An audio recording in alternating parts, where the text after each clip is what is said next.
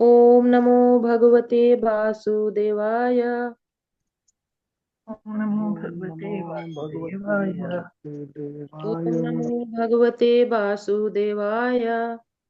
ओम नमो ओम भगवते नमो भगवते वासुदेवाय। वासुदेव।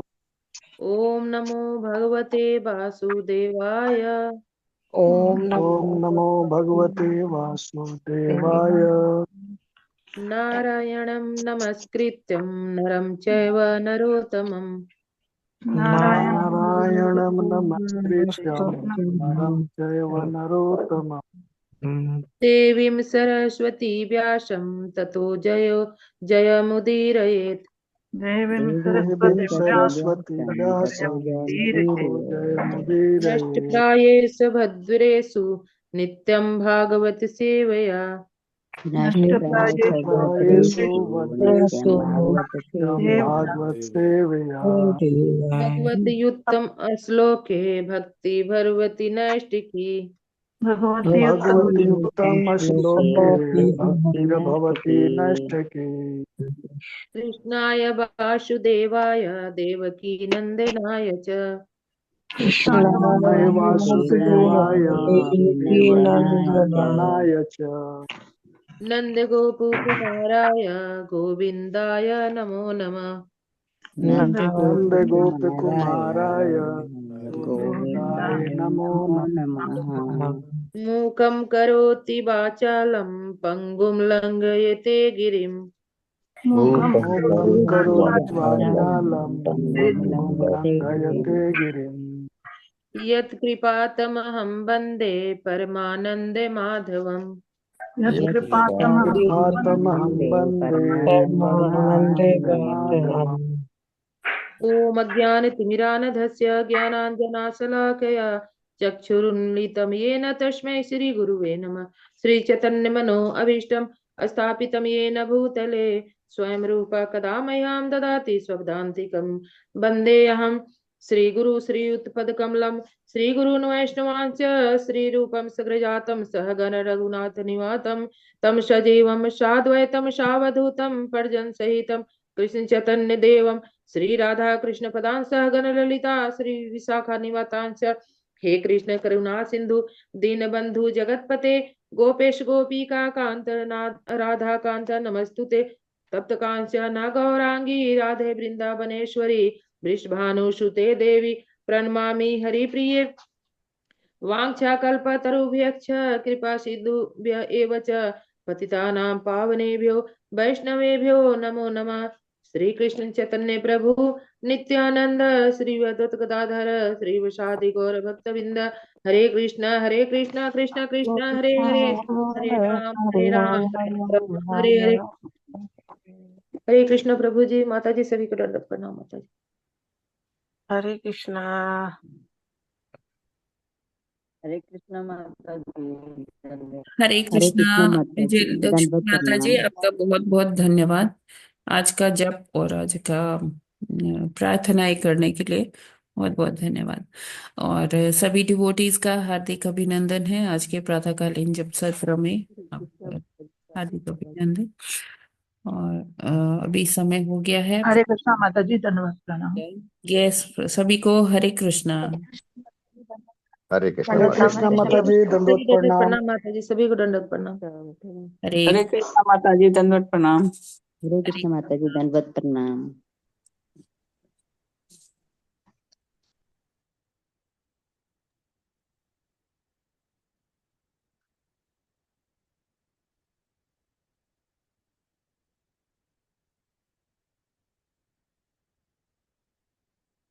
ओके, स्क्रीन विजिबल है।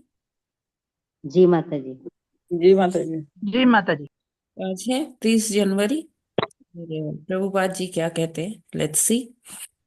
यदि आप अपने व्यवसाय में पूर्णता चाहते हैं तो आपको परम भगवान श्री कृष्ण को प्रसन्न करने का प्रयास करना चाहिए, अन्यथा आप व्यर्थ ही अपना समय गंवा रहे हैं।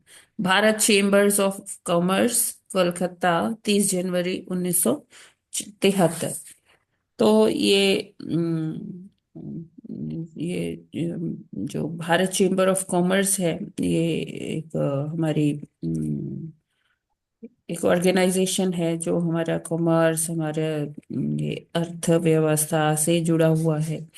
तो यहाँ पर प्रभुपाद जी को इनवाइट किया गया था। इस जो पूरी ये सभा थी, इसमें जो थीम था that was culture and commerce. तो कैसे हमारा कल्चर, कैसे हमारे ट्रेडिशंस इसमें हम इन्वॉल्व कर सकते, उसके बाद यहाँ प्रभुपाद जी बड़े बड़े बिजनेसमैन और बड़े बड़े पॉलिसी मेकर्स के आगे कर रहे थे। उन्होंने बहुत ही सुंदर उद्धरण दिया। तो यहाँ पर प्रभुपाद जी कहते हैं उन्होंने स्टार्ट कैसे किया कि जो कल्चर है, जो हमारा जो वैदिक प्रणाली है, तो जब हम कॉमर्स की बात करते हैं या कह लीजिए कि अर्थव्यवस्था की बात करते हैं, अपने अपने बिजनेस की बात करते हैं, कैसे कल्चर को बिजनेस में हम जोड़े, तो हमारे शास्त्रों में आता है, उन्होंने स्टार्ट किया कि चातुर्वर्णम मया सृष्टम गुण कर्म विभागशः। कहते हैं आज हमने आज सभी लोग क्या शूद्र बनने के लिए दौड़ लगा रहे, रेस लगा रहे शूद्र बनने के लिए। सभी को क्या चाहिए? नौकरी चाहिए, नौकरी चाहिए। इवन जो समाज का जो ब्राह्मण वर्ग है वो भी नौकरी के पीछे भाग रहा है। और जो समाज का जो क्षत्रिय वर्ग है, जो बिजनेसमैन, जो वैश्य वर्ग है, सभी नौकरी के पीछे भाग रहे हैं। यानी कि ब्राह्मण, क्षत्रिय और जो वैश्य है वो सब वैसे शूद्र बनने की कैटेगरी में आ रहे हैं। तो कह रहे इसीलिए जो सिस्टम है ना वो चरमरा गया है। जो हमारा वैदिक प्रणाली है, अगर उसको हम फॉलो नहीं करेंगे तो क्या होगा कि जब ब्राह्मण ही नहीं रहेगा, जब शीश ही नहीं रहेगा, तो पूरा शरीर क्या करेगा? कहा जाता है, वैदिक प्रणाली में कहा जाता है कि जो ब्राह्मण है, यहाँ फिर से मैं क्लियर करना चाहती हूँ, यहाँ कुल से, जन्म के आधार पर कि स्कूल में जन्म लिया है, उस आधार पर ब्राह्मण नहीं कहा जा रहा, या क्षत्रिय नहीं कहा जा रहा, या वैश्य या शूद्र नहीं कहा जा रहा। ये गुण और कर्मों के हिसाब से कहा जा रहा है ना, कि अगर कोई कर्म से ब्राह्मण है, वो शिक्षा देता है, पठन पाठन यजन याजन करता है, तो वो ब्राह्मण है। ठीक है।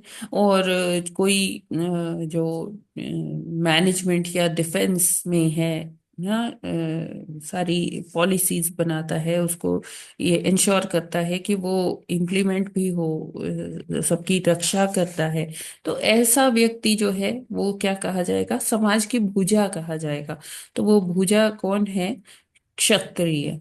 और जो तीसरा वर्ण है, जो वो है क्या? जो समाज का पेट भरता है, जो वणिक वर्ग है। वणिक वर्ग इसमें क्या आते हैं कि जो अपना छोटा छोटा कृषि, गोरक्षा, है, गोपालन व्यापार।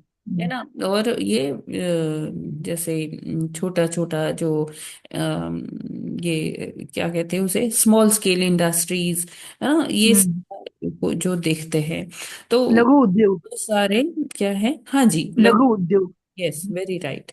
तो वो सब कौन है? हमारे समाज का पेट है ना। हम्म, वो वैश्य कहा जाता है। और चौथा जो वर्ण है, वो इन तीनों वर्णों को सेवाएं प्रदान करता है। जैसे कि हम अपने घर में कोई वो मेड्स रखते, काम वाली रखते हैं, जो झाड़ू पोछा वगैरह करती हैं, और जो डेली वेजेस पर जैसे काम करते हैं, वो वर्ग जो है वो शूद्र वर्ग कहलाता है, जो अपनी सेवाएं देता है और उसके बदले में क्या लेता है? पैसे लेता है, तो सैलरीज लेता है। तो लेकिन प्रभुपाद कह रहे थे कि अभी क्या है, सब ना ब्राह्मण बच रहा है, मतलब ना शीश बच रहा है समाज में, ना भुजाएं बच रही है, ना ये बेली, ना ये पेट बच रहा है। क्या है? सिर्फ टांगे टांगे रह जा रही है। शूद्र, सब कोई शूद्र बनने को तैयार है कि हम सेवाएं दें और सैलरी अर्न करें। तो प्रभुपाद जी कहते हैं ये कोई डिस्क्रिमिनेशन नहीं है, ये कोई भेदभाव नहीं है कि किसी को पैर कह दिया तो उसका अपमान हो गया, किसी को शीश कह दिया तो उसका बहुत सम्मान हो गया, ऐसा बिल्कुल भी नहीं है। अगर शीश नहीं रहेगा तो भुजाएं, पेट, पैर कुछ भी नहीं कर पाएंगे। लेकिन वैसा ही है कि अगर बाकी सब कुछ है, पैर नहीं है, तब भी इतने ज्यादा मतलब तब भी बहुत ज्यादा फर्क पड़ेगा। भुजाएं नहीं है तब भी बहुत ज्यादा फर्क पड़ेगा, पेट नहीं है तब भी बहुत ज्यादा फर्क पड़ेगा। क्योंकि हर एक की अपनी वैल्यू है ना। तो जो ये शरीर का अगर एक अंग भी नहीं रहता तो उसकी जो कमी है वो सदैव बनी रहती है ना। तो प्रभुपाद जी कहते हैं कि हमें इसमें पूरा बैलेंस बनाकर चलना होगा। और जब तक हम ये बैलेंस नहीं बनाएंगे तब तक हम चाहे जितना ही प्रयत्न को क्यों ना कर ले, ना हम विश्व गुरु बन सकते हैं, ना हम कहीं किसी तरह से सफल हो सकते हैं। हमारे इसमें जो हमारा जो सिस्टम है वो चरमरा जाएगा, चाहे हम कितने भी उसमें प्रयत्न कर लें। तो प्रभुपाद जी कहते हैं कि जैसे वो नागरिक अच्छे माने जाते हैं जो सरकार की बनाई हुई संहिताओं का पालन करते हैं, है ना, उनका जो नियम कानून है उसको अच्छे से पालन करते हैं, तो वो नागरिक क्या कहलाए जाते हैं कि हाँ ये अच्छे नागरिक हैं। उसी तरह से ब्रह्मांड में जो वैदिक प्रणाली का पालन करते हैं वो लोग क्या होते हैं, वो ही वो अच्छे मनुष्य माने जाते हैं, है ना। तो अगर हम जैसे सरकार को जब प्रसन्न रखते हैं तो हम भी प्रसन्न रहते हैं, है ना। और जब इसी तरह से जब हम अपने बिजनेस में, अपने कार्यकलापों में, व्यवसाय में पूर्णता चाहते हैं तो हमें भगवान के बनाए हुए नियम और अनुशासन का पालन करना चाहिए और श्री भगवान श्री कृष्ण को प्रसन्न करने का प्रयास करना चाहिए। अन्यथा सब कुछ व्यर्थ ही हो जाएगा, हम अपना समय व्यर्थ ही गवा रहे हैं। तो यहाँ प्रभुपाद जी का यही मतलब है कि जैसे हर राष्ट्र का अपना एक संविधान होता है, एक जो संहिताएं होती हैं, है ना, उसका पालन करना जरूरी होता है। सरकार को प्रसन्न रखना, प्रशासन को प्रसन्न रखना हर नागरिक का कर्तव्य है। और वो कैसे प्रसन्न रख सकता है? उन चीजों को मान के जो उन्हें बोला गया है कि हाँ ये नियम है, ये फॉलो करना है। तो अगर वो नागरिक उन नियमों को फॉलो कर रहा है तभी वो उनको प्रसन्न रख सकता है और तभी वो भी प्रसन्नता पूर्वक अपना भी जीवन यापन कर सकता है।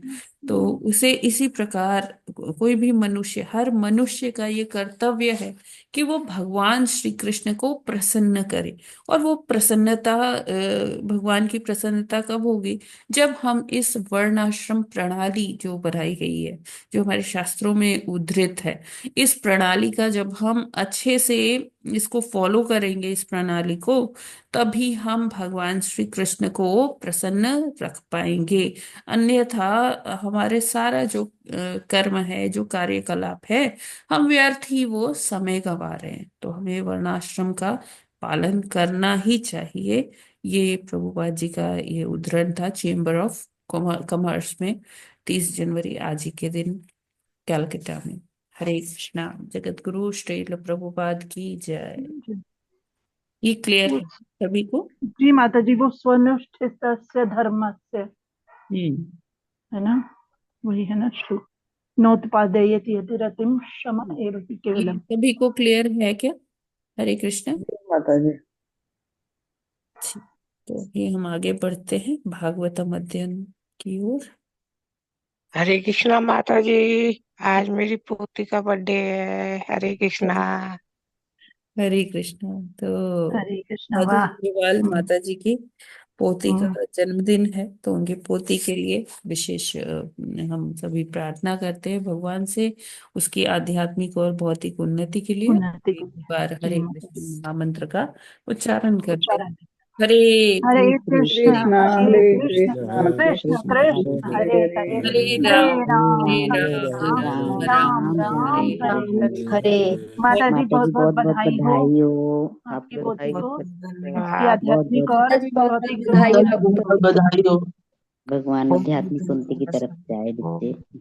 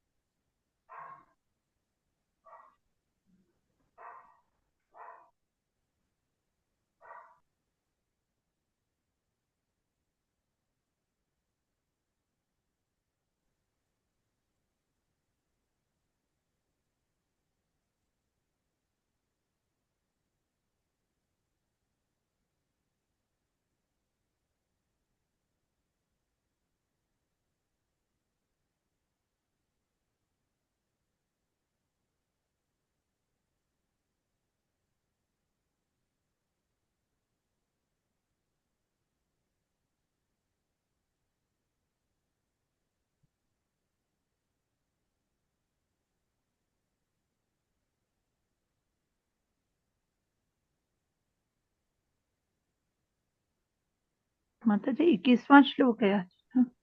यस माता जी।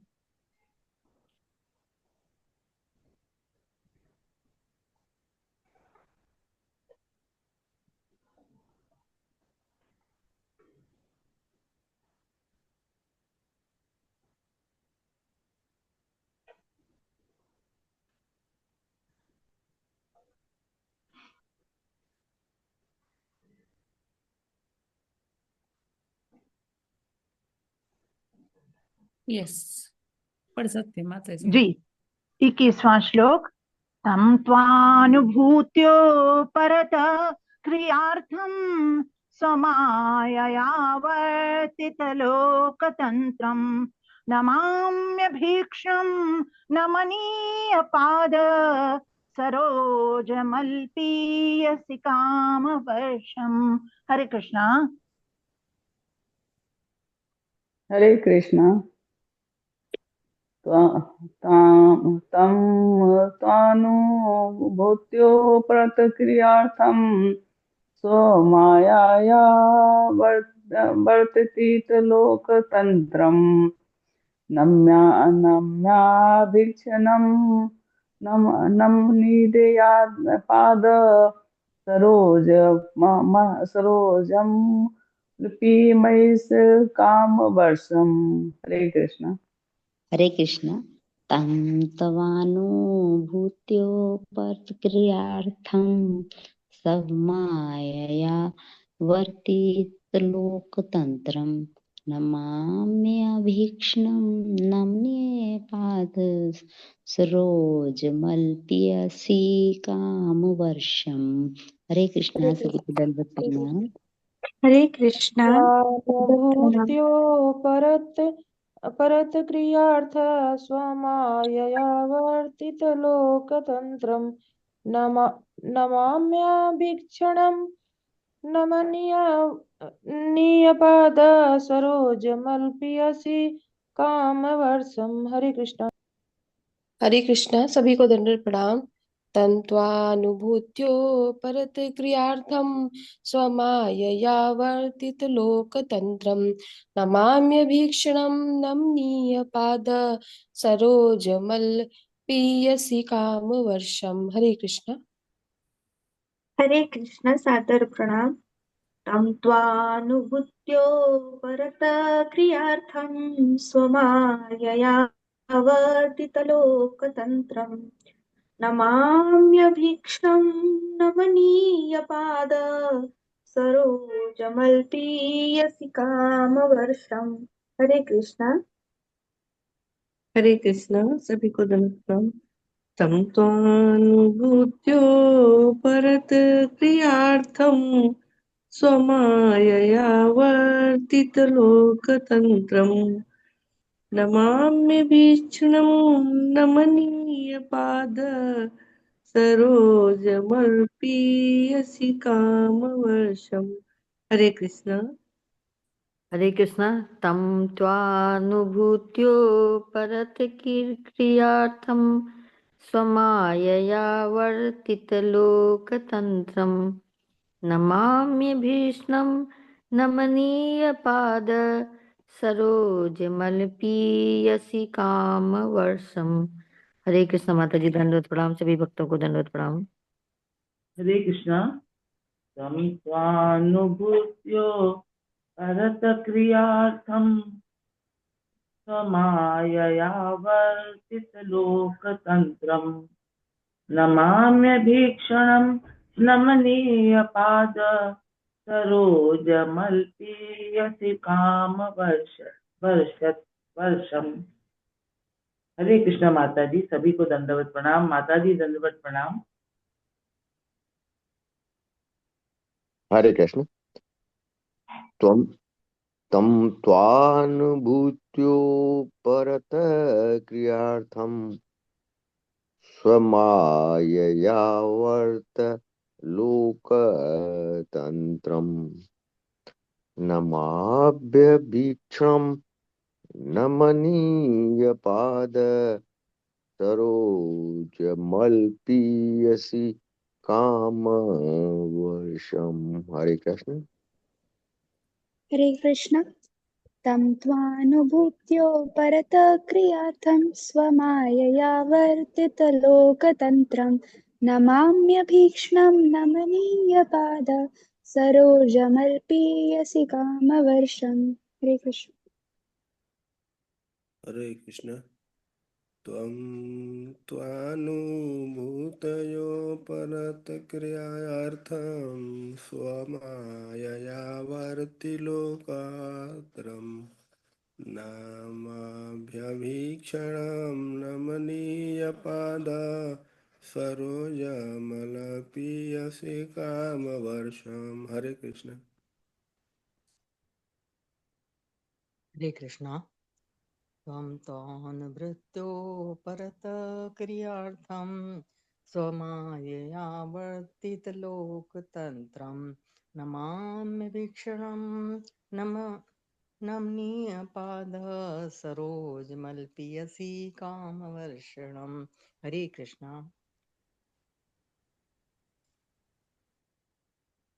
हरे Krishna. Thank you so much.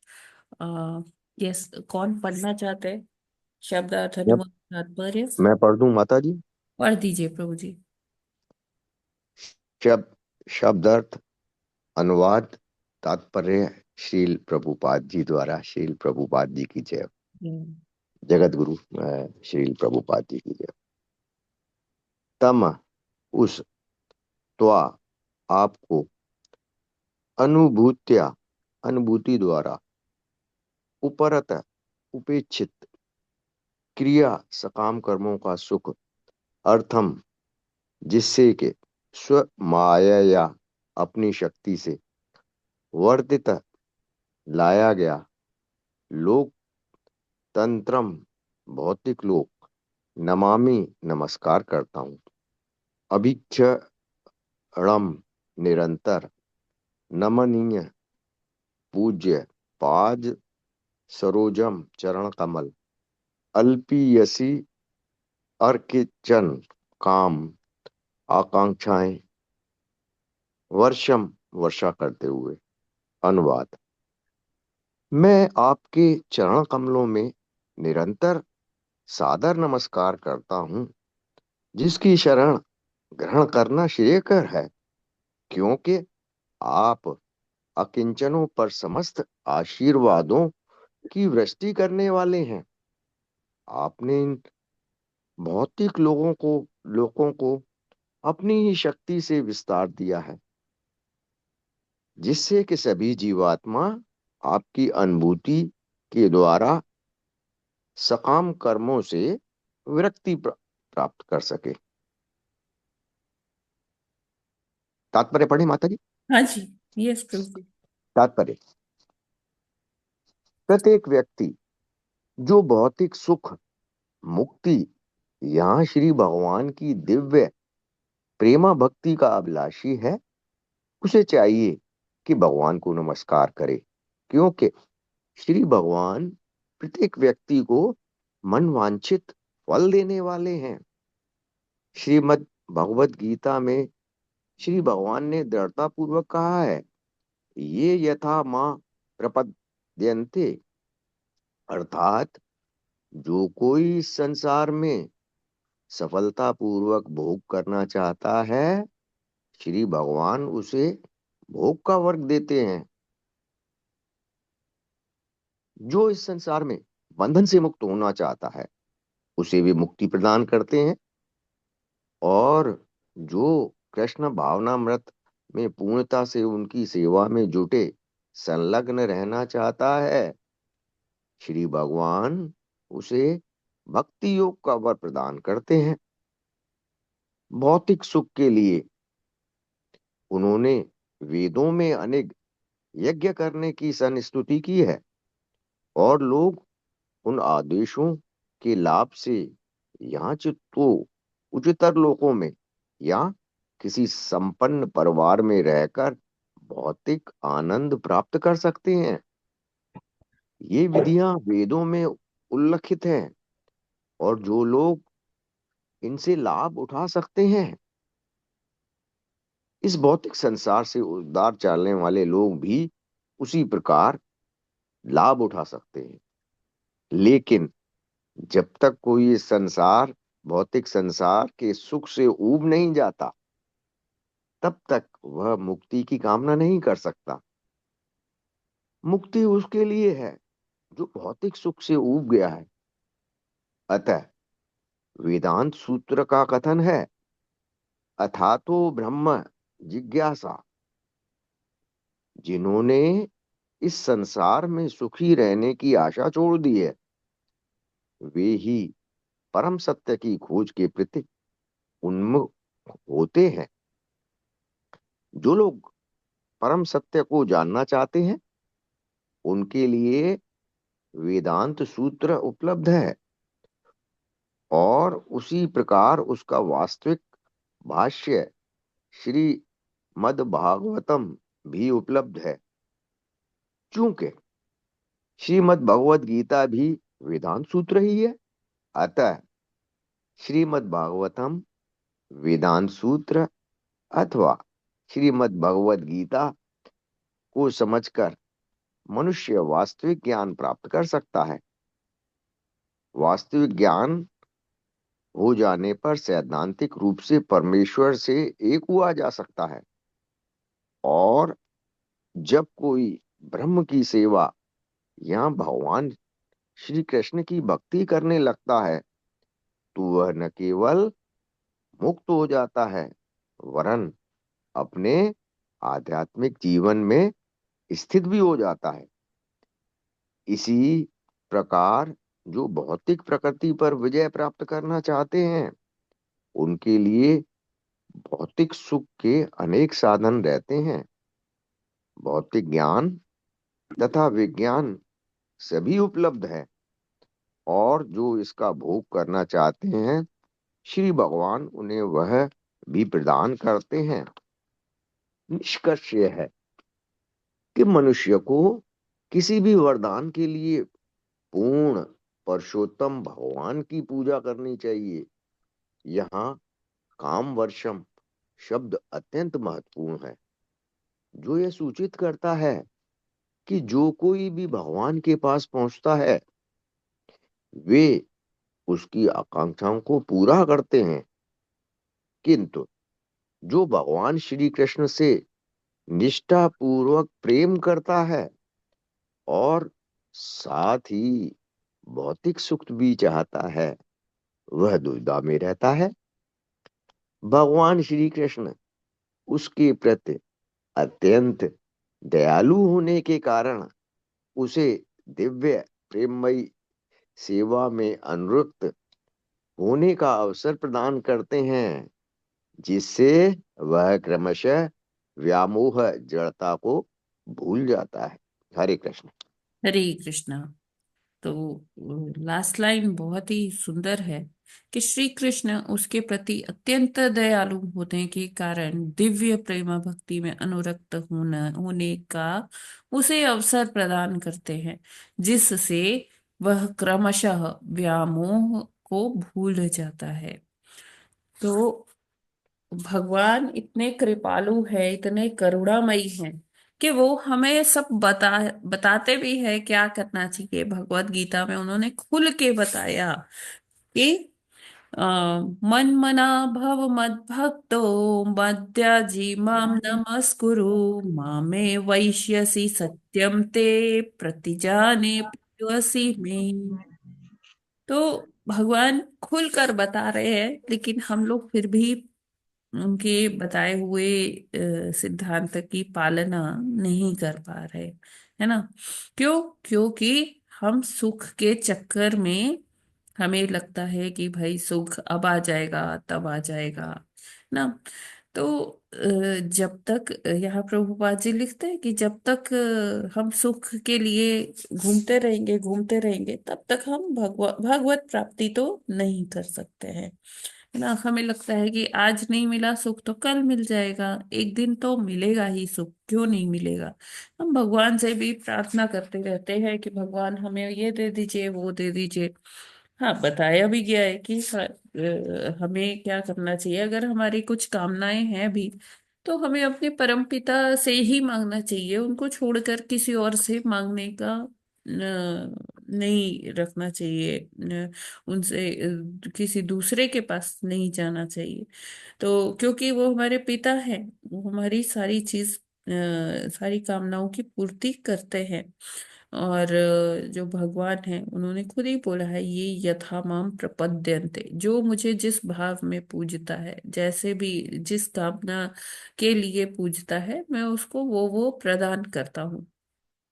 तो भगवान जो भौतिक सुखों की इच्छा रखता है, उसको भौतिक सुख इस भौतिक जगत में ही रखते हैं कि ठीक है आप यहाँ पर सुख भोगिए, है ना। सुख भोगिए इन द सेंस कि जो यहाँ पर है उपलब्ध है वही भोग पाएंगे ना। तो सुख के आड़ में क्या बहुत सारे दुख भी आते हैं। तो जब मनुष्य इस ऐसे सुखों के आवरण में जो लपेट कर दुख आते हैं उसके जीवन में, तो वो उन सुखों से जब तृप्त हो जाता है, मतलब बहुत दुखी हो जाता है, कि उसे पता लग जाता है कि यहाँ पर सुख नाम की चीज तो है ही नहीं। सुख के आवरण में दुख ही आता है हमारे पास, है ना। सुख, कोई भी सुख प्राप्ति के लिए जब हम सोचते हैं, उस सोचने से लेकर उसको भोगने तक हमारे पास दुख ही दुख होता है ना। पहले हम मेहनत करते रहते हैं उसको प्राप्त करने के लिए, फिर जब वो मिल जाता है कोई भी सुख तो फिर हम ये सोचते हैं कहीं ये हमसे छीन न जाए। तो हम उसके लिए ये पूरी यत्न करते हैं कि अरे कैसे मैं इसे बचा कर रखूं, कैसे अपने पास मेंटेन करके रखूं। तो ये सारा ही हमारा दुख का कारण बनता है। जब तक वो सुख नहीं मिलता है तब तक हम प्रयासरत रहते हैं, दुखी रहते, कब मिलेगा कब मिलेगा। और मिल गया तो कहीं छिन ना जाए, कहीं छिन ना जाए, यही चिंता सताती है। तो सुख के आवरण में यहाँ पर क्या मिलता है? दुख ही मिलता है। और जब व्यक्ति ये समझ जाता है तब वो परम सत्य की खोज में निकलता है और वो देखता है कि हाँ उसका जो जीवन है वो अब जो परम सत्य के लिए ही खोज के लिए है। तो वो अनेक विधियों का पालन करता है। कोई ज्ञान विज्ञान का पालन करता है, सांख्य का पालन करता है, और कोई डायरेक्टली भक्ति योग का पालन करता है और भगवान को जानने का प्रयास करता है। तो चाहे कोई किसी भी मार्ग में हो, आना उसे भक्ति में ही पड़ेगा, तभी वो परम सत्य को की प्राप्ति कर पाएगा, भगवत प्राप्ति कर पाएगा। तो यहाँ पर बताते हैं कि क्या मार्ग है, कि भगवत गीता है, भागवत है। जितना ही हम इन ग्रंथों को पढ़ेंगे, है ना, उतना ही क्या होगा कि हम बंधनों से मुक्त हो पाएंगे ना। क्योंकि जब हम भगवत वाणी सुनते हैं, भगवान के भक्तों की कथाएं सुनते हैं, तो उनमें ये विधियां लिखी होती हैं, है ना, कि कैसे एक मनुष्य इस भव सागर को पार कर सकता है, कैसे इस सांसारिक जगत से छूट सकता है। बार बार जो हमारा ये जन्म मृत्यु का चक्र होता है, इससे कैसे अपने को छुड़ा सकता है, कैसे वो ब्रह्म जिज्ञासा कर सकता है। अथा तो ब्रह्म जिज्ञासा, यानी कि परम सत्य का खोज, कि उसका ये जन्म और मृत्यु क्यों होता है, बार बार ये सुख दुख क्यों आता है। तो जब वो ऐसे प्रश्न करता है ना, ना कि कोई ऐसे प्रश्न कि अरे मैं सफल कब होऊंगा, मुझे नौकरी कब मिलेगी, मेरा विवाह कब होगा, मेरे बच्चे कैसे रहेंगे, उनका विवाह कब होगा, तो इस तरह के प्रश्न नहीं। ये सब भौतिकता है, ये सारा चीज यहीं पर ही रह जाना है, कुछ भी हम कैरी फॉरवर्ड करके उस पार नहीं ले जा सकते, है ना। तो हमें चाहिए कि हम ब्रह्म जिज्ञासा करें, अपने अस्तित्व के बारे में सोचे कि मेरा ये बार बार ये जन्म होता क्यों है ना, इस ये मृत्यु क्यों होती है, फिर हमें यहाँ से क्या क्या उद्देश्य क्या है हमारा। तो जब तक हम ये जिज्ञासा नहीं करेंगे और सुखी रहने की आशा छोड़ नहीं देंगे, है ना, जो वो गीत है ना, हम होंगे कामयाब एक दिन, तो वो एक दिन वो आने वाला है ही नहीं इस जगत में, है ना। अगर हमें सच में सफलता चाहिए, एक दिन वो कामयाबी चाहिए ही, तो हमें उसके लिए क्या करना पड़ेगा, अथा तो ब्रह्म जिज्ञासा, और ये सुखी रहने वाली आशा छोड़कर हमें परम सत्य की खोज में आगे बढ़ना होगा ना। परम सत्य को पहचानने के लिए, उनको जानने के लिए वेदों का सहारा लेना होगा। भगवत गीता, भागवतम, ये ग्रंथ हैं जो हमें इस सांसारिकता से धीरे धीरे क्या छुड़ाते हैं, और एक ऐसे जगत की ओर उन्मुख करते हैं कि जहां पर ये जन्म मृत्यु है ही नहीं, जहां पर सब शाश्वत है, सब मतलब एवरीथिंग इज परमानेंट, वहां कभी वो नाश, किसी चीज कोई कुछ भी नश्वर नहीं है वहां पर। तो ऐसा क्या है, वो आध्यात्मिक जगत है, हमारे परमपिता का धाम है। और भगवान भी हमारा इंतजार करते हैं कि कब ये व्यक्ति अपने स्वामित्व की भावना, अपने सुखों के मृग तृष्णा को छोड़कर मेरे पास आएगा, है ना। तो जब हम ये सब सोचते हैं कि कैसे हम जा पाएंगे, क्या करें, क्या प्रयास करें, तो फिर हमें गुरु की शरण, भगवान हमें क्या करते हैं कि हमें हमारे जीवन में ऐसे वैष्णवों को भेजते हैं, ऐसे गुरुओं को भेजते हैं जो हमें आगे का मार्ग दिखा सकते हैं। क्योंकि भगवान क्या है, भावाग्रही है, हमारे भाव को समझ जाते हैं कि हमें यहाँ भौतिक सुख की कामना है, या हमें समझ में आ गया है कि यहाँ भौतिक सुख नहीं है, मुझे ये मेरा ये मेरा परमानेंट एड्रेस नहीं है, मुझे यहाँ से अपने भगवान जी के, अपने पिता के धाम में जाना पड़ेगा। तो भगवान हमारे अंदर का सारा हाल जो है वो जानते हैं, और वो जब समझ जाते हैं कि व्यक्ति उनसे प्रेम कर रहा है, तो वो इतने दयालु हैं, इतने करुणामयी हैं कि वो उसके अंदर वो जो भक्ति लता है उसको और बढ़ाते हैं। ऐसे लोग उनके उसके जीवन में भेजते हैं जो उन्हें इस भौतिकता से हटाकर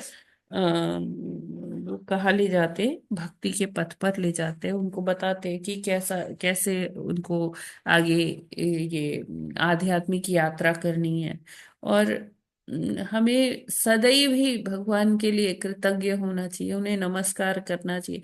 भगवान ज्यादा कुछ नहीं मांगते हैं। अगर हम थोड़ा सा भी उनके प्रति अनुरक्ति करेंगे ना, धीरे धीरे क्या होगा कि भगवान हमारे ऊपर दया दृष्टि जरूर करेंगे, कृपा जरूर करेंगे। हो सकता है आज हम इतना सफलतापूर्वक नहीं कर पा रहे, लेकिन हमें छोड़ना नहीं चाहिए कि अरे कुछ हो तो रहा नहीं है ना, बस नाम जपे जा रहे, बस हमें यही करना है, जपना ही है। हमें रोज रोज ये अध्ययन करना ही है।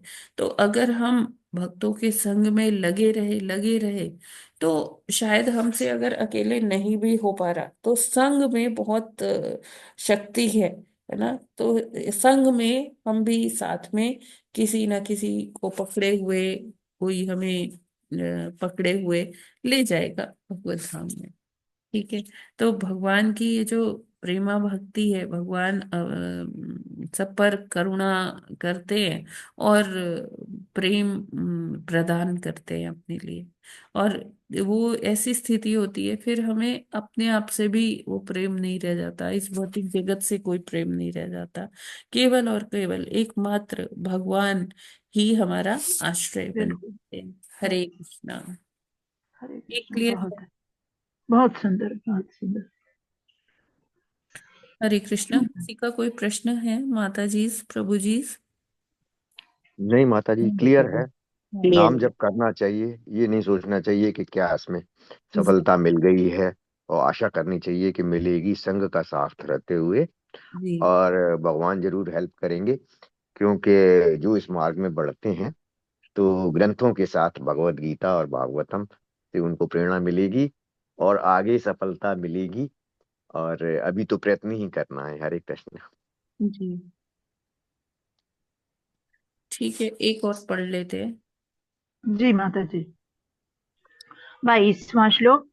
ऋषिरुवाच इत्यवलीकं प्रणुतोऽब्जनाभस्तमाबभाषे वचसामृतेन सुपर्णपक्षो परिरोचमानः प्रेमस्मितो द्विक्षणविभ्रमद्भ्रुः। हरे कृष्ण। हरे कृष्ण। ऋषिरुवाच इत्यव्यलीकं प्रणुतो वज्मनाभ अस्तमभावो भासे वचसामृतेन सुपर्णपक्षोपरि रोचमानः प्रेमस्ति दुर्छन विभ्रम भ्रो। हरे कृष्ण। हरे कृष्ण। ऋषिरुवाच इत्यव्यलीकं स्तमाबभाषे वचसामृतेन सुपर्णपक्षोपरि रोचमानः प्रेम सिप्तो द्वीक्षण विभर मदभ्रो। हरे कृष्णा। सभी को दंडवत प्रणाम। हरे हरे कृष्ण। ऋषिरुवाच इत्यव्यलीकं प्रणुतो अब्जनाभस्तमाभासे वचसामृतेन सुपर्णपक्षो परिरोचमानः प्रेमास्मितोद्वीक्षण विभ्रमभुः। हरे कृष्ण। कृष्ण। ऋषि उवाच इत्यव्यलीकं प्रणुतो अव्यजनाभ अस्तमाभासे वचस्रामृते जन सुपर्णपक्षो परिरोचमान प्रेमस्मितदो तो द्वीक्षण विभ्रमद्भ्रो। हरे कृष्ण। हरे कृष्ण। इत्यव्यलीकं प्रणुतो अब्जनाभस्तमावभासे वच सामृतेन सुपर्णपक्षो परिरोचमान प्रेमस्मितोद्विक्षणविभ्रमद्भ्रू। हरे कृष्णा। हरे कृष्ण माता जी धन्यवाद प्रणाम।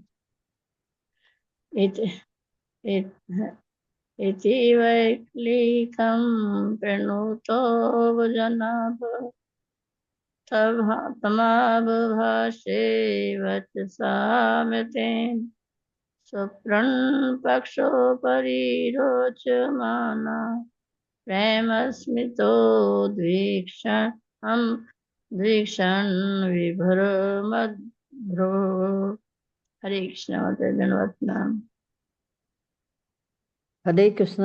ऋषिरुवाच इत्यव्यलीकं प्रणुतो जिनाभस्तमाबभाषे वचसामृतेन सुपर्णपक्षो परिरोचमानः प्रेमस्मितोद्विक्षण विभ्रदभ्रू। हरे कृष्ण। हरे कृष्णा।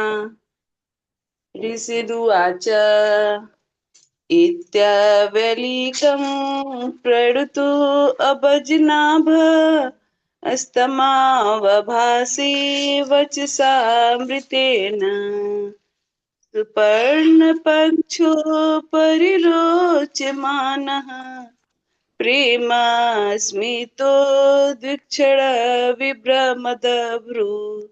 हरे कृष्णा। हरे कृष्णा।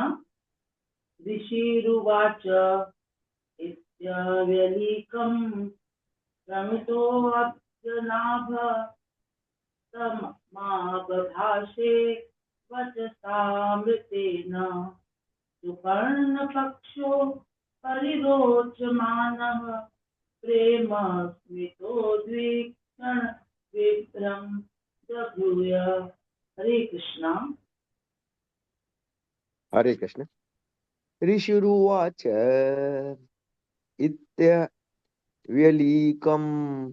प्रणुतो अब्जनाभ इस्तमाबभाषे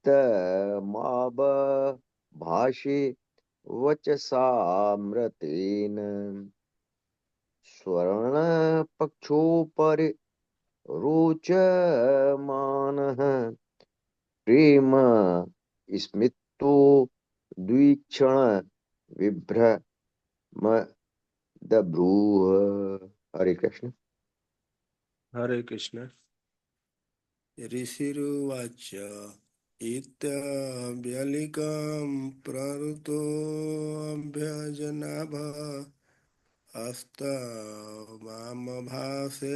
वचनामृतेन सुपर्णपक्षो परिरोचमानः प्रेमास्मितो द्विषण विभ्रमदभ्रू।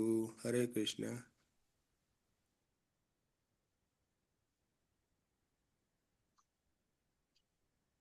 हरे कृष्णा। यस, कौन पढ़ना? माता जी मैं पढ़ूं? पढ़िए माता जी। शब्दार्थ अनुवाद और तात्पर्य श्री प्रभुपाद जी द्वारा। श्री प्रभुपाद जी की जय।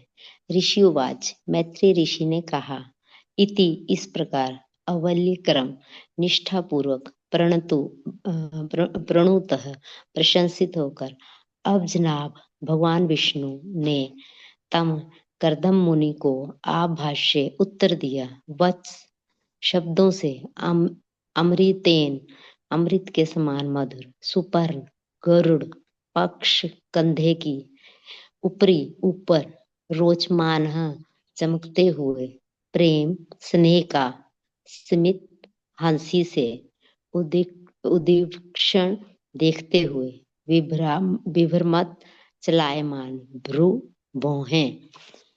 अनुवाद। मैत्रेय ने कहा, इन शब्दों से प्रशंसित होने पर गरुड़ के कंधों पर अत्यंत मनोहारी रूप से दैदीप्यमान भगवान विष्णु ने अमृत के समान मधुर शब्दों में उत्तर दिया। उनकी भौहें ऋषि की ओर स्नेह पूर्वक हंसी से देखने के कारण चंचल हो रही थी। तात्पर्य,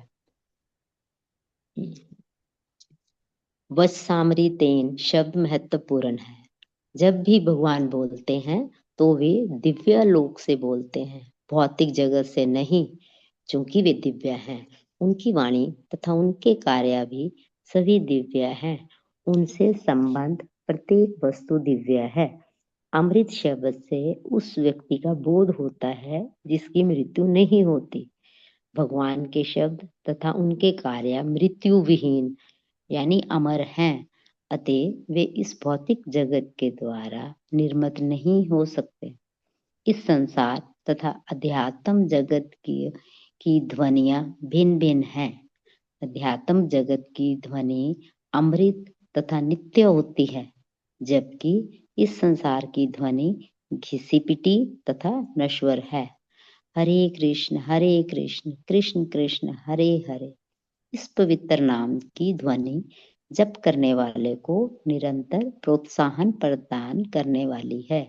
यदि कोई उबाऊ शब्दों का उच्चारण करता है तो उसे थकान होती है, किंतु यदि कोई 24 घंटे हरे कृष्ण का जप करे तो थकान का अनुभव कभी नहीं होगा। बजाय इसके वह और उत्साह से अधिकाधिक जप करता ही जाएगा। जब भगवान ने कर्दम मुनि को उत्तर दिया तो उसमें वत्सामृतेन शब्द का विशेष रूप से उल्लेख हुआ है, क्योंकि वे दिव्य लोक से बोल रहे थे। उनका उत्तर दिव्य शब्दों में था और वे बोल रहे थे तो उनकी भौहें प्रेमवश चलायमान थीं। जब भक्त भगवान के यश का गान करते हैं तो वे अत्यंत प्रसन्न होते हैं और भक्तों को बिना हिचक दिव्य वर प्रदान करते हैं, क्योंकि वे अकारण भक्तों पर कृपालु रहते हैं। यस, आगे तो भी है माता भगवान जी? की जो नहीं हो गया माता जी, हरे भगवान की कृष्ण। जो कृपा है वो कैसी है? अहेतु की अप्रतिहत, है ना। भगवान अपने भक्तों पर बहुत जल्दी ही प्रसन्न हो जाते हैं, है ना। और यहाँ पर यही बताया गया है कि कर्दम मुनि ने भगवान की इतनी स्तुति की, इतना उनका वो ग्लोरीफाई किया, महिमा मंडन किया कि भगवान अब बोलना शुरू करेंगे, है ना। और जब भगवान बोल रहे हैं तो भगवान करदम मुनि के प्रति इतना स्नेह व्यक्त कर रहे हैं कि उस स्नेह से ओतप्रोत उनकी बहुएं भी जैसे लग रहा है कि वो भी बोल रही है, वो भी इधर चंचल हो रही है, नाच रही है ना। भगवान बहुत प्रसन्न मुद्रा में दिखते हैं, है ना। जब हम देखिए हंसते हैं तो हमारे चेहरे के हाव भाव एक्सप्रेशंस वो थोड़े बदल जाते ना। हमारे गाल थोड़े से उठ जाते हैं जब हम हंसते हैं, हमारी भ्रुकुटियां ऊपर को हो जाती है जब हम हंसते हैं। तो वही चेहरे की मुद्राएं बताने का प्रयास कर रहे हैं यहाँ पर मैत्रेय मुनि जी। तो मैत्रेय मुनि, अ, हमें पता होना चाहिए कि मैत्रेय मुनि बहुत ही महान ऋषि है और वो भगवान को बहुत करीब से जानते हैं। जब भगवान अब तिरोभाव से पहले अपने कुछ पल रुके हुए थे तो वो दो लोगों के समीप थे। और वो दो लोग कौन थे? उनके तिरोभाव से पहले उनके साथ कौन थे? एक उद्धव जी थे और दूसरे कौन थे? मैत्री। यस, मैत्रेय मुनि थे, है ना। तो ये मैत्रेय मुनि कोई मतलब साधारण मुनि नहीं है, ये बहुत जी ही दिव्य है ये भी। तो आई होप आप लोग को याद होगा कि ये मैत्रेय मुनि कैसे बने। याद है आपको वो कथा? बहुत पहले किया था हमने। हाँ किया था जी। एक कीड़ा था, वो रोड क्रॉस करने का कोशिश कर रहा था। हाँ। जंगल में वेद व्यास जी जा रहे थे तो उनकी दृष्टि पड़ती है इस कीड़े पर। और वो देखते हैं कि ये मतलब वेद व्यास जी तो इतने महान हैं कि वो कीड़े की भी भाषा समझ लेते हैं, और उनके प्रभाव से कीड़ा भी उनकी भाषा समझ लेता है। तो वेद व्यास जी उससे कहते हैं कि ए तू कहाँ दौड़ा चला जा रहा है ना, इतनी तेजी क्यों? तो वो बोलता है कीड़ा कि देखिए मेरे जो कर्ण है ना बहुत तेज है, भगवान ने बहुत तेज बनाए हैं। तो मुझे सुनाई दे रहा है कि यहाँ से अ, अभी एक वो जाने वाला है, कोई गाड़ी जाने वाली है। तो अगर मैं उसके नीचे आ गया ना तो मैं कुचल जाऊंगा। तो कहते हैं ये कीड़े तेरे मर जाने से भी क्या फर्क पड़ेगा? तो बोले कि जैसे आपको, वो कीड़ा बोला कि जैसे आपको अपने शरीर से प्रेम है उसी तरह से मुझे अपने शरीर से प्रेम है। तो वेद व्यास जी कहते हैं कि हाँ बात तो सही कह रहे हो, लेकिन हमें भौतिक चीजों के लिए इतनी तीव्रता अच्छी नहीं है। हमें अगर तीव्रता करनी ही है ना तो हमें किस लिए करना चाहिए? अथा तो ब्रह्म जिज्ञासा। तो उसके लिए अगर हम तीव्रता दिखाएंगे कि हाँ मुझे जल्दी से भगवत प्राप्ति करनी है, मेरा सारा टाइम वेस्ट हुआ जा रहा है, अगर हमें इस बात की चिंता है तो ऐसी जो चिंता है या ऐसी जो तीव्रता है वो भी दिव्य है।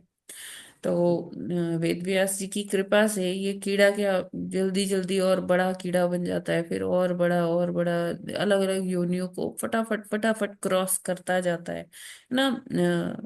तो क्या होता है मतलब वेद व्यास जी उसको कहते हैं कि तुम मर भी जाओगे तो कोई फर्क नहीं पड़ेगा।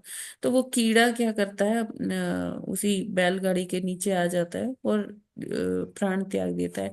और इसके बाद उसके जन्म पे जन्म जल्दी जल्दी वेद व्यास जी की कृपा से पूरे होते जाते हैं, और फाइनली वो के कहा जाता है वो मनुष्य के जन्म में आ जाता है, और वो मित्रा माता के गर्भ से उत्पन्न होते हैं, तो वो मैत्री मुनि होते हैं। तो आगे चल के ये वेद व्यास जी के बहुत बड़े अच्छे सखा भी हो गए, यही वो जो कीड़े से बात किए थे वेद व्यास जी। और जल्दी जल्दी उनके सारे जो है जन्म पूरे हुए, और उनको फाइनली क्या मिला? ये मनुष्य का मनुष्य का रूप जन्म। मिला। और तो ये मैत्री मुनि है। और मैत्री मुनि से संवाद कौन कर रहे हैं? विदुर जी। विदुर जी। दोनों ही कौन है? महात्मा है, और मैत्री मुनि भी और विदुर जी भी। और ये दो हम्म, का जो प्रसंग है, ये पूरा ये तीसरा जो कैंटो है वो चलेगा, चौथे कैंटो में भी इनका चलेगा। तो भगवान ने इनको बहुत विशेष माना है ना। तो अंत समय में हम्म, भगवान ने इन मैत्री मुनि और उद्धव जी को ये सुनाया। और मैत्री हम्म, मुनि से उद्धव जी ने कहा कि भगवान ने मुझसे कहा है कि अ, विदुर आएंगे तो आप उनको ये सारा जो भी आपने भगवान के श्रीमुख से सुना है और जो आप उन्हें सुनाएंगे। ये दिव्य ज्ञान प्राप्त हुआ है उसके आधार पर आप विदुर जी से चर्चा जरूर करेंगे, क्योंकि विदुर जी भी भगवान के अनन्य भक्त हैं। तो हम्म, इसीलिए दोनों का संवाद पर इतना वो एम्फेसिस दिया गया, इतना महत्वपूर्ण है इन दोनों का संवाद, मैत्री मुनि और विदुर जी का। विदुर जी का। तो यहाँ पर वही ये दोनों चर्चा कर रहे हैं कि जब व्यक्ति इस भौतिक जगत के सुखों से ऊब जाता है तो फिर क्या करता है? अथा तो ब्रह्म जिज्ञासा। और जब वो ब्रह्म जिज्ञासा करता है तो भगवान भी उसको ये यात्रा में पूरी सहायता करते हैं। भगवान भी अपने अमृत वचन से, है ना, जिसको हमने पढ़ा वचसामृतेन। वचसामृतेन का क्या मतलब है कि जो अमृत रूपी वचन। जो भगवान की वाणी है जो वो बोल रहे हैं, तो उनके एक एक शब्द वो अमृत के समान है, और वो इस हम्म, जगत के नहीं है, वो आध्यात्मिक जगत के ही हैं। क्यों? क्योंकि हमें पता है जन्म कर्म च मे दिव्यम। भगवान कहते हैं कि मेरा जन्म कर्म और सारे जो भी कार्यकलाप है वो सब दिव्य हैं। तो भगवान की वाणी भी दिव्य है। वो इस जगत की नहीं है, इस भौतिक जगत की। अभी हम जैसे किसी से बहुत बात करते हैं तो हम कहते हैं अरे आज तो मेरा दिमाग पक गया, सारा दिन ऐसे हो गया मेरा, बोलते बोलते बोलते बोलते, तो हमें थकान महसूस होने लगती है। लेकिन जब हम भगवत नाम लेते हैं, है ना, वो दिव्य नामों का उच्चारण करते हैं, तो जो हमारे गुरुओं ने बताया है, तो जब हम इस नाम का उच्चारण करते हैं तो इससे कभी थकते नहीं है। हरे कृष्ण कृष्ण कृष्ण हरे हरे, हरे राम राम राम हरे हरे। तो इससे कभी भी हमें ऐसा नहीं होता कि हम ऊब गए कि क्या रोज वही करना है, वही बोलना है ना। हो सकता है कि कभी हमें ऐसा लगे कि रुचि नहीं आ रही है, लेकिन हाँ, लेकिन ऐसा नहीं होता कि हम ये सोचे नहीं नहीं अब छोड़ो, बहुत हो गया बहुत हो गया, है ना। वो होता है कि हम जब भौतिक चीजों में व्यस्त रहते हैं तो थोड़ा लगता है कि अच्छा पहले ये काम भी इम्पोर्टेंट है, पहले ये कर लेते हैं फिर माला जपेंगे। लेकिन वही कहते हैं कि सुबह के टाइम में अगर जप लो तो वो बहुत ही अच्छा अनुभव होता है। और हमारा मन जो है वो भी उसमें भी स्टेबिलिटी आती है, स्थिरता आती है ना। तो ये भगवत नाम बहुत ही कमाल का है। अगर हम इसे रोज जपते रहेंगे तो एक ना एक दिन तो क्या होगा कि हमें इसमें रुचि आएगी ही आएगी। और जैसे हम श्वास लेते हैं ना, उसी प्रकार मंत्र के प्रति हो जाएगा कि जिस दिन हम मंत्र ना उच्चारण करें तो उस दिन क्या हो जाएगा कि हमें कुछ भी अच्छा नहीं लगेगा, अधूरा अधूरापन सा लगेगा। तो ये विशेषता है भगवान के नाम की, उनके प्रभाव की, उनके नाम के प्रभाव की। तो बहुत जरूरी है कि हम अपने घर में और अपने जहाँ भी कार्य क्षेत्र है वहां पर ऐसा माहौल बनाए कि हम भगवान का नाम ले पाए, क्योंकि ये एकमात्र आश्रय है हमारा, है ना। और भगवान का एक एक जो शब्द है वो कैसा है, अमृत के समान है। इस भौतिक जगत का नहीं है, कहाँ का है, दिव्य जगत का है, या कह लीजिए आध्यात्मिक जगत का है। और ये नाम ही है जो हमें इस भव सागर से कहाँ लेकर जाएगा, भगवत धाम लेकर जाएगा। तो जैसे हरिदास ठाकुर जी दिन में क्या करते थे, 22-22 घंटे नाम लेते थे। तो कोई 22 घंटे कैसे ये नाम ले सकता है ना। तो ये इसी नाम की महिमा है। हरि नाम प्रभु जब हम पर प्रसन्न होते हैं तो हमारे जिह्वा से ये उच्चारण भी हो पाता है। और जो हमारा मन मस्तिष्क हृदय है वो भी क्या हो जाता है, वो भी जो कलुषित है होता है ना, वो एकदम उसमें क्लैरिटी आ जाती है, दिव्य ज्ञान प्रकाशित हो जाता है। तो ये हमें भगवत वाणी को साधारण नहीं समझना चाहिए। जैसे भगवान दिव्य है वैसे ही उनकी वाणी भी दिव्य है। ठीक है, क्लियर है? हरे हाँ कृष्ण। माता जी, जैसे भगवान दिव्य हैं, उनकी वाणी भी दिव्य है। और हम्म। ये यहाँ की नहीं है, आध्यात्मिक जगत की वाणी है। तो यहाँ तो माता जी दर्शन दिया था, तो कहा है कि उनके जो मुंह से बोले हुए एक्चुअल वर्ड्स थे कि आध्यात्मिक जगत की वाणी है। परंतु ये भगवत गीता और भागवतम में जो उनकी वाणी है, ये भी हम्म। क्या दिव्य तो है ही, पर क्या आध्यात्मिक जगत की वाणी कहलाएगी ये भी? आप भगवान जो भी बोल रहे हैं वो आध्यात्मिक जगत का ही है। अच्छा माता जी, ऐसा है। और जी। माता जी यहाँ ये भी शब्द आया है, भगवान तो चूंकि दर्शन देते हैं तो जैसे आता है कि गरुड़ के ऊपर पैर रखकर नीचे आए, तो यहाँ ये आया है, वे तो दिव्य लोक से बोलते हैं, हम्म। वे भौतिक जगत से नहीं बोलते। इसका थोड़ा मतलब बता दीजिए। क्योंकि आते तो ये अवतरित होके आते हैं ना। भगवान यहाँ लीला करने आए हैं, तो वो जो बोल रहे हैं वो पहले वहां भौतिक जगत जाता, आध्यात्मिक जगत जाता है, फिर वहां से रिफ्लेक्ट होके साउंड वेव फिर यहाँ आती है। हमें उस तरह का लॉजिक नहीं लगाना चाहिए यहाँ, बस ये समझना है कि भगवान की जो वाणी है ना वो दिव्य है। भगवान का जी एक एक कर्म दिव्य है। भगवान जिस साज सामग्री का भगवान के लिए इस्तेमाल होता है वो सब दिव्य है। हमें देखिए, फिजिक्स का सिद्धांत, आप सोचे डॉपलर इफेक्ट लगा दे कि पहले जो भगवान ने बोला वो आध्यात्मिक जगत गया, भगवान यहाँ लीला कर रहे हैं, तो यहाँ जो बोल रहे हैं वो पहले आध्यात्मिक जगत गया और वहां से वो साउंड वेव्स फिर वापस टकरा कर इधर आए। तो ऐसा, प्रभु जी, ऐसा नहीं हमें सोचना है। हमें क्या सोचना है कि भगवान की जो वाणी, भगवान कहीं भी रहे, चाहे वो इस ब्रह्मांड में रहे, चाहे वो किसी ब्रह्मांड में रहे, किधर भी लीला कर रहे हैं, तो भगवान तो कहीं भी है, वो दिव्य ही है ना। चाहे वो हाँ छोटे बच्चे के रूप में है, चाहे वो किशोरावस्था में है, वो तो हाँ दिव्य माता जी। ही। ठीक है, तो उनके मुख से जो एक एक शब्द कहीं भी निकले, किधर भी, वो दिव्य ही रहेगा। वो इस जगत का नहीं है, वो दिव्य ही है। ठीक है माता जी। जी। हरे कृष्ण। हरे। माता जी, इससे पहला एक छोटा सा वो है, हाँ। इससे पिछला जो 21वां श्लोक था जी। उसके हिंदी अंदाज में था, क्योंकि आप अकिंचनों पर समस्त आशीर्वादों की वृष्टि करने वाले हैं। ये अकिंचनों कौन है? पतित, अकिंचन, अच्छा। जो मतलब अच्छा माता जी। डाउन ट्रॉडन, जो मतलब पतित हैं, जो पिछड़े हुए हैं, जो मतलब इस भौतिक जगत के सताए हुए हैं। हाँ माता जी, ठीक है। हरे कृष्ण। अकिंचन मतलब आप ऐसा समझ लीजिए, तुच्छ। हाँ, तुच्छ हो गए इसके माता जी।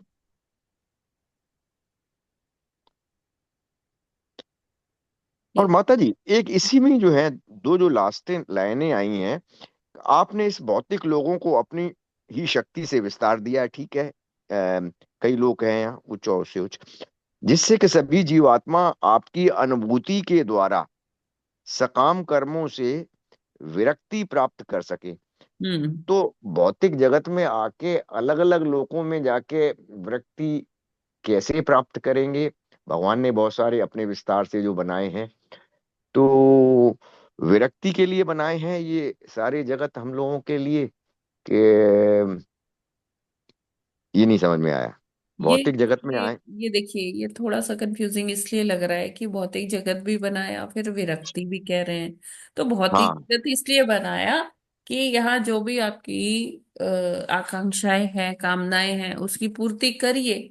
जब उसकी पूर्ति करते करते, मतलब जैसे हमने कोई चीज हाँ सोचा कि मुझे ये प्राप्त करना है, तो वो सोचने से लेकर उस चीज को प्राप्त करने तक हमारे जीवन में भय ही बना रहता है, शोक बना रहता है, उसके प्रति हम दुखी रहते हैं।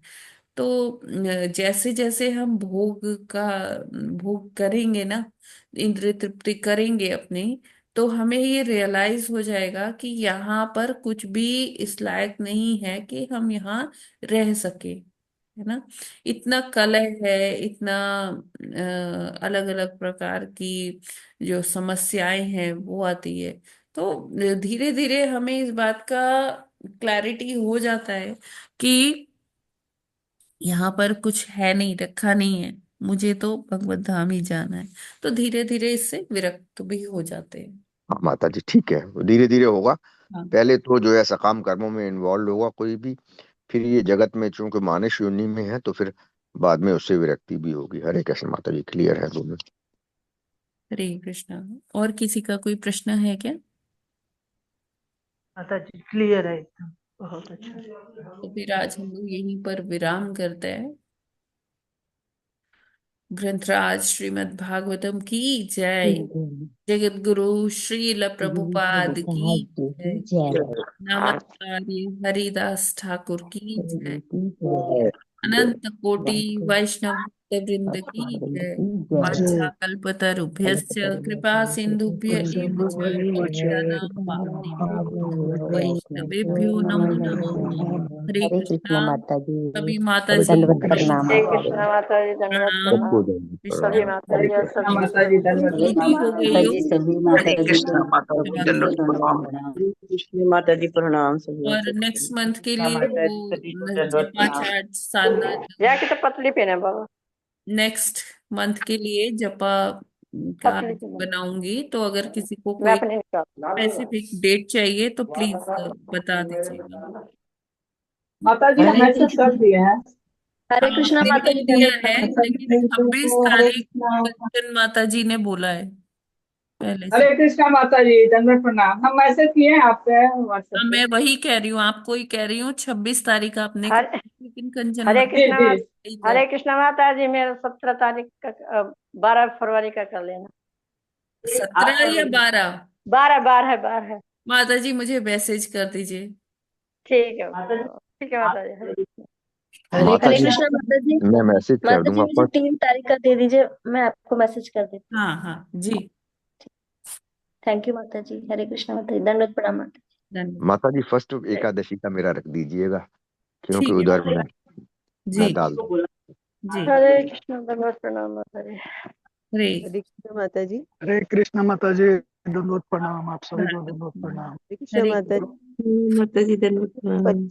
27 से 4 तक मतलब 30 तक मत रहिए, उसके पहले ही रख दीजिएगा, 25 से पहले, क्योंकि बड़ी दीदी के बेटे की शादी में जाना जी जी ठीक है। है ना। मैसेज कर दूंगी आपको। हाँ हाँ। ठीक है। हरे कृष्णा, हरे धन्यवाद। हरे कृष्ण माता जी, मेरा भी दे दीजिएगा। हाँ हाँ बिल्कुल बिल्कुल। दंडवत प्रणाम माता जी। धन्यवाद माता जी।